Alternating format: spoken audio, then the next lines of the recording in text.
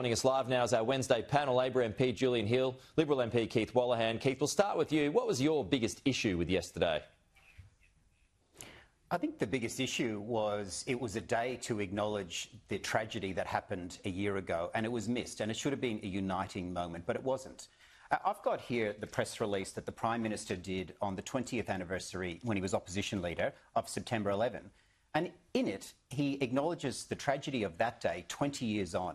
Now, we are a nation that fought in the subsequent wars. I personally fought in those wars, and we acknowledge the mistakes that were made, the civilian casualties that occurred in those wars. But this press release doesn't say anything about that, because you can, on a day, on an anniversary, acknowledge the grief that happened. And that's what the Prime Minister did then, but he didn't yesterday.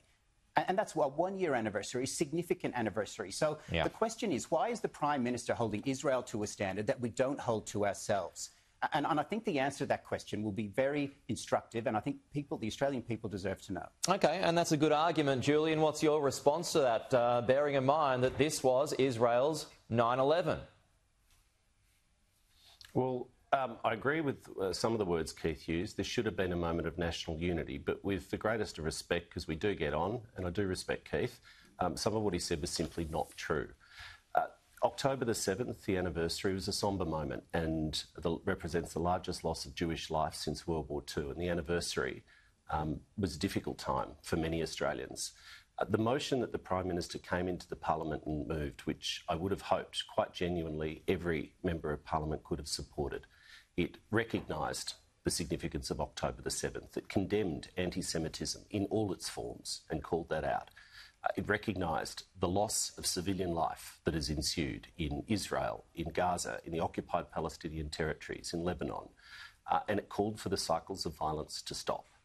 I'm absolutely confident that the position that the government put forward in good faith, in respectful tones, is one that Australians would support. And if we're going to pull out pieces of paper, I just want to put the words on the record. These are the words that were so objectionable that Peter Dutton couldn't bring himself to rise above partisan division, that the Parliament stresses the need to break the cycle of violence and support international efforts to de-escalate for a ceasefire, that we call for Iran to cease its destabilising actions, including through terrorist organisations, something which Peter Dutton talks about every single day, that we affirm our support for a two-state solution as the only option for a just and enduring peace. That is Australia's position.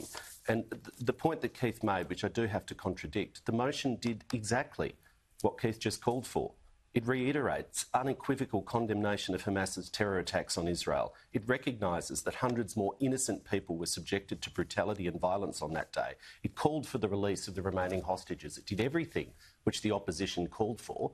But unfortunately, Peter Dutton, a 20-year career of race baiting and division, the nastiest, most negative opposition leader in Australian history, could not bring himself to a moment of national unity. He's unfit to be Prime Minister. The point of contention, though, it was broadened. Keith, your response to that?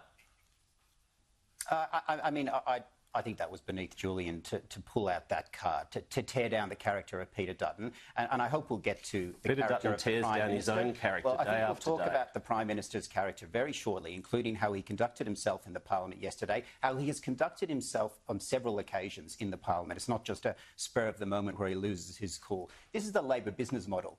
They don't want to engage in ideas. They don't want to engage in values. They seek to tear down the leader of the Liberal Party, whoever it is. Whoever it is, you go back through the last few decades, whoever the leader of the Liberal Party is, they paint them as this cartoon villain, and that's what we just heard then. This was a moment where we should have acknowledged the great tragedy that happened 1 year ago. And that's exactly what we did. That's exactly what the motion does. I just read on the anniversary of September 11th. You can't deny the words that were in the motion. He didn't mention war crimes. He didn't mention civilian casualties. That doesn't mean we don't acknowledge those, but we do those on another day. On the day, the 1 year anniversary, that's the day you acknowledge the tragedy that happened that day. I'm absolutely confident that Australians want the cycles of violence to stop. Julian, Jewish leaders have asked for both major parties to preference each other above the Greens. Will Labor do it? Well, as you know, and I think this was addressed in the Parliament yesterday, it's been addressed, comes up periodically, political parties call on each other around preferences. Political parties decide preferences, not you, not me, not Keith. That's how it works. But the hypocrisy, I'll just make the simple point. The hypocrisy of Peter Dutton and the Queensland LNP supporting that call or making that call asking that question when the only reason there are Greens in the Queensland State Parliament is because the Liberal Party preference them is a little bit beyond the pale. Sounds like you're not going to do it. Sort out preferences, as you know. Sounds like you don't want to do that. I just said to you, political party. What's your preference? You can draw whatever conclusion you like. Political parties sort out preferences. Peter Dutton's party preferenced the Greens in Queensland, which is why they're in the Parliament. OK. Just on Keith's point, do you think the Prime Minister was out of line by using that Tourette's slur against Angus Taylor yesterday? Oh, look, the Prime Minister's words were insensitive and he immediately withdrew and apologised. I was actually in the chamber later last night when he came in and again provided a more extensive apology, acknowledged that the words were insensitive. I think if we're honest, Pete, you, me, Keith, your listeners, everyone at times says things that they regret that they shouldn't have said. The mark of character to me is not the confected outrage that sometimes may ensue in the political theatre.